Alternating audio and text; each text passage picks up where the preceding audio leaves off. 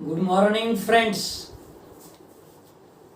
Partial differential इक्वेशनच्या lecture number 20 मध्ये आपण टाइप 3 शिकणार आहोत.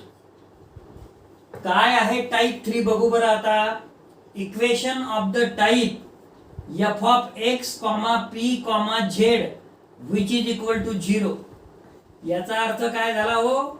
That is equations not containing x and y. तिसऱ्या टाइप मध्ये x अँड y नाही आहे. मग याची मेथड काय आहे बघा. Let z be a function of u where u is equal to x plus ay. जे कंटेनिंग नाही आहे तेच इथं काय केलेलं आहे x प्लस ay त्या फॉर्म मध्ये, त्या म्हणजे दोन्ही x आणि y याच्यामध्ये आलेला आहे. म्हणजे z be a function of u आणि where u is equal to काय x प्लस ay.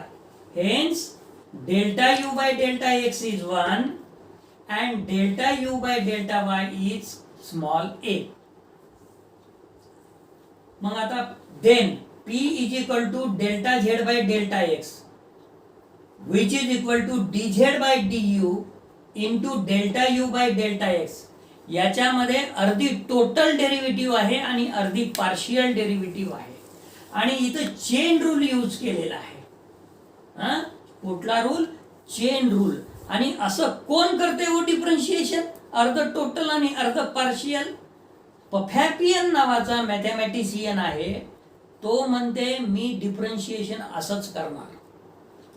कसं केलेलं आहे बघा त्यांनी. Delta Z by delta x, हे डेल्टा यू हे डेल्टा यू कॅन्सल होऊ शकते. त्याने अर्ध टोटल केलेलं आहे, अर्ध पार्शियल केलेलं आहे. D Z by D U into delta you by delta X. आणि what about delta you by delta X. It is 1. So which is equal to D Z by D U. म्हणजे P ची value आली D Z by D U. And q is equal to delta z by delta y which is equal to dz by du into delta u by delta y. पुन्हा chain rule आणि पुन्हा अशा प्रकारचं differentiation पफॅपियन नावाचा mathematician करतो. आता delta you by delta Y काय काढलाय हो आपण. ए काढलेला आहे. त्यामुळे which is equal to a dz by du म्हणजे q इज इक्वल टू काय मिळालं a dz by du.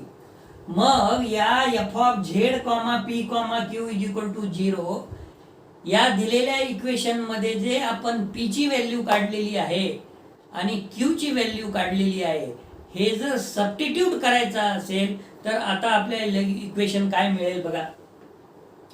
On putting the values of p and q in the given equation f of z, p, q is equal to 0, it becomes f of z, dz by du, a dz by du which is equal to 0. मग हे जे काही equation येणार आहे हे ordinary form मध्ये equation येईल, partial मध्ये नाही, ऑर्डिनरी फॉर्म मध्ये. which is an ordinary differential equation of the first order. आणि हे आपल्याला कुठे लक्षात येईल आता की हे एवढं कॅल्क्युलेशन केल्यानंतर ऑर्डिनरी डिफरन्शियल फॉर्म मध्ये येईल. ते येईल आपल्याला एक्झाम्पल मध्ये लक्षात.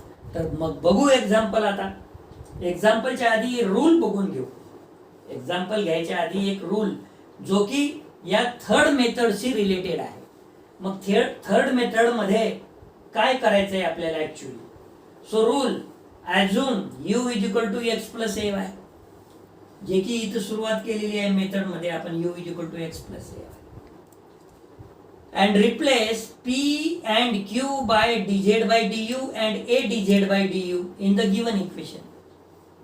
आणि दिलेल्या इक्वेशन मध्ये p is equal to dz by du and q is equal to a dz by du असं आपल्याला सबस्टिट्यूट करावं लागेल.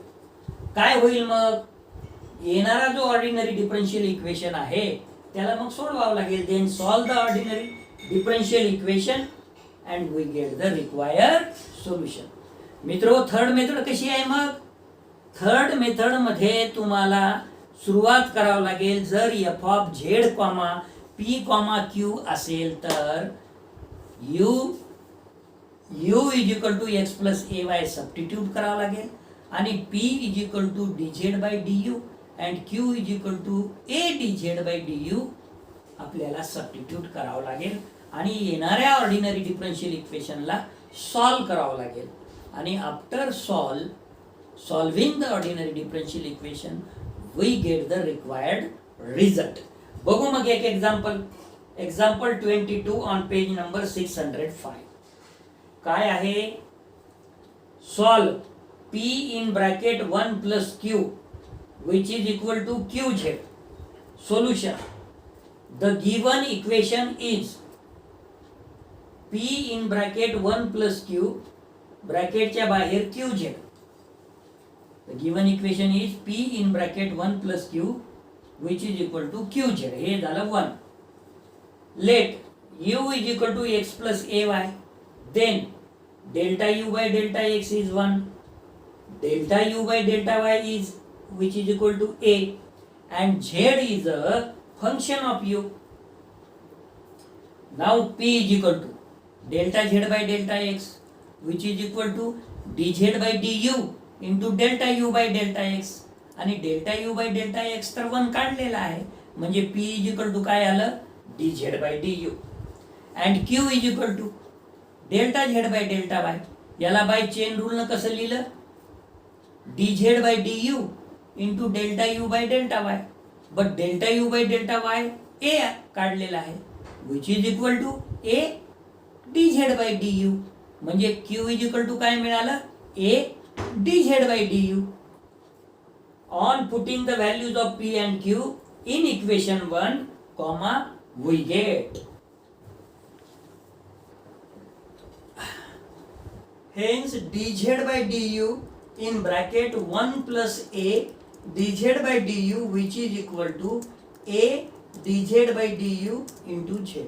म्हणजे काय केलं आपण इक्वेशन 1 मध्ये P is equal to dz by du and Q is equal to a dz by du substitute केलं.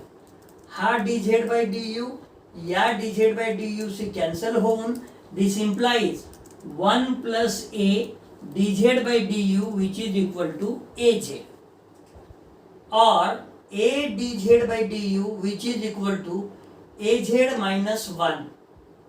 This implies dz by du is equal to az minus 1 divided by a.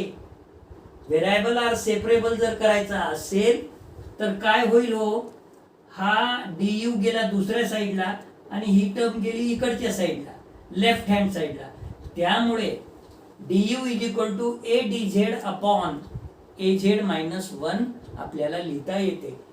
dz कडे z ची term नेलेली आहे परंतु जर विचार केला तर डिनॉमिनेटरची जी टर्म आहे त्याची डेरिव्हेटिव्ह न्यूमरेटरला आहे म्हणजे f dash of x upon f of x म्हणजे integral f dash of x upon f of x into dx असेल तर log f ऑफ x येते हे आपल्याला माहित आहे म्हणून इंटेग्रेटिंग कॉमा वी गेट हे लेफ्टचं u झालं is equal to log of az minus 1 plus log c it is the constant of integration. इथं आलं ना लक्षात कारण की t इज इक्वल टू जर सबस्टिट्यूट केलं आपण az मायनस 1 तर dt is equal to a dz येते म्हणजे इथं काय येईल dt अपॉन t येईल दिस इज log t आणि t इज इक्वल टू काय आहे तर az मायनस 1 आणि u ची किंमत आपण सुरुवातीला काय सबस्टिट्यूट केलेली आहे x plus ay which is equal to log az minus 1 plus log c चं log a plus log b चं इंडायसेसच्या रूलनं log ab होते म्हणून log c in bracket az minus 1 which is the required solution of 1. तर हे काय झालं आता solution झालं एक्झाम्पलचं दिलेल्या एक्झाम्पलचं. पुन्हा एक एक्झाम्पल घेऊ एक्झाम्पल 23 ऑन पेज नंबर 605. काय आहे example solve P in bracket 1 plus Q square which is equal to Q in bracket Z minus A. Solution. The given equation is p in bracket 1 plus q square which is equal to q in bracket z minus a. मी इथं arrow दाखवलेला आहे. आपण असं arrow दाखवायचं नाही, आपल्याला ते लिहावं लागेल. याला इक्वेशन नंबर 1 म्हणालो. Let z be a function of u where u is equal to x plus b y. का घेतलं हो आपण इथं u is equal to x plus b Y?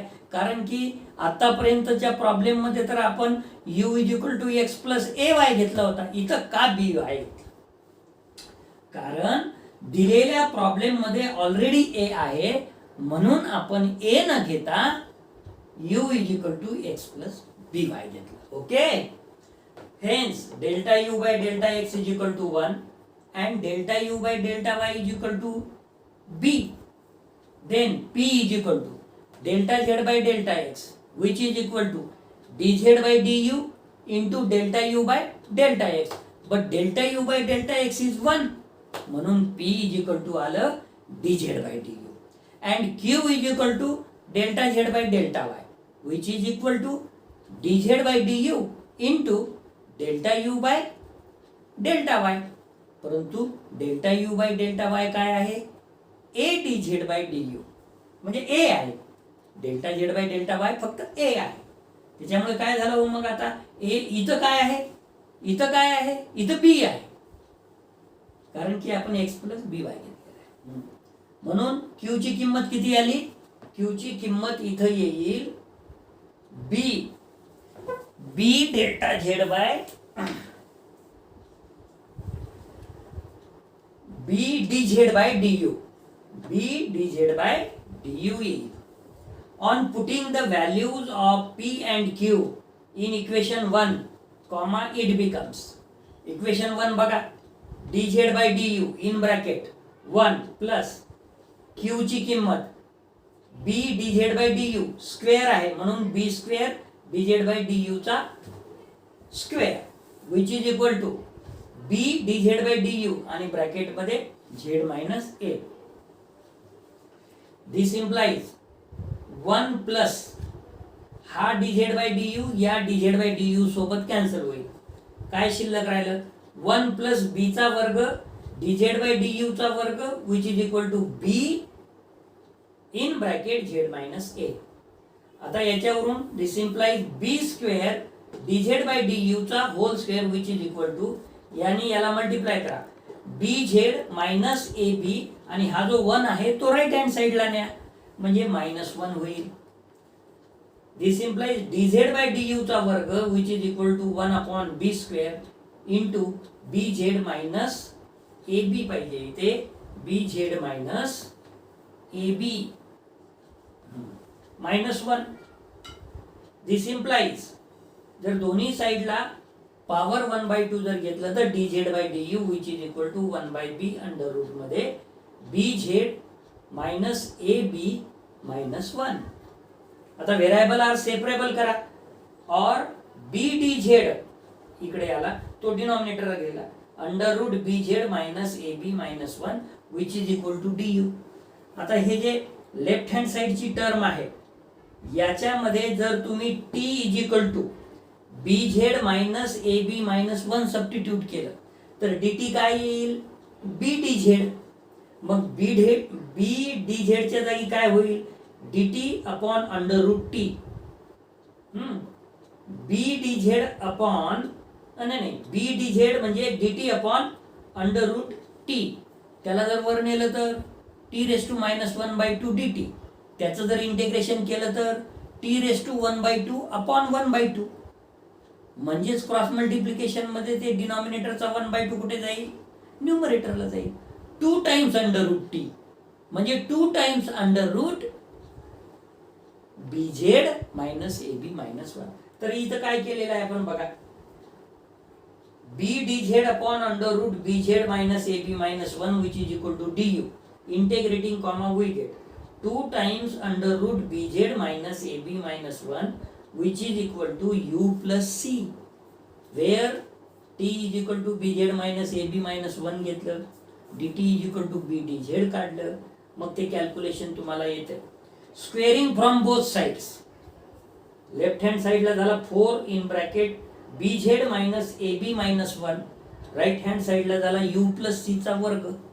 You काय आहे? यू आहे x plus b Y plus C ब्रॅकेटमध्ये त्याचा वर्ग. आणि हे जे शेवटचं उत्तर आलं आहे हेच काय आहे? Which is the required solution of 1. तर मित्र हो, आपण तिसऱ्या टाईपचा जे आपलं टाईप तिसरा होता त्याचे सुद्धा 2 एक्झाम्पल आपण घेतलेले आहे. तर या लेक्चरसाठी आपण इथेच थांबू.